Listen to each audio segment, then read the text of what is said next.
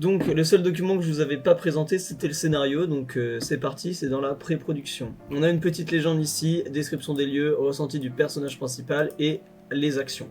Actions, c'est pas que les dialogues, vous allez voir. Donc la séquence 1A comme premier exemple, on a sous la forme d'une quatrième de couverture une sorte de petit paragraphe pour résumer. Donc jour, 11h, premier plan, Romain regarde sa montre, il sort de la voie d'arrivée, puis de la gare du Nord, donc c'est très descriptif. On décrit les actions et on a le minutage. La scène durera à peu près 2 minutes, entre 1 et 2 minutes, donc c'est environ une approximation dans le film final. Le repérage, donc c'est les lieux. Donc là, j'ai pas mis lieu, moi je mets repérage pour se souvenir quand on lit le scénario qu'il faut aller faire les repérages, parce que souvent on oublie. Donc POVE, POVI, tout simplement c'est point de vue externe ou point de vue interne. Donc I interne et R, Romain. Voilà.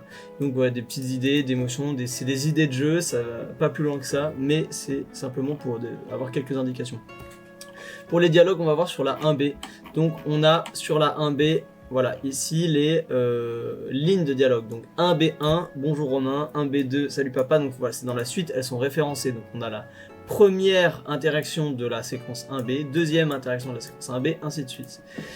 Tout ça pour le lier au storyboard. Donc au lieu de faire un master global, on fait telle séquence et c'est noté dans tel plan du storyboard. On en parlera quand je vous reparlerai des dialogues dans le storyboard.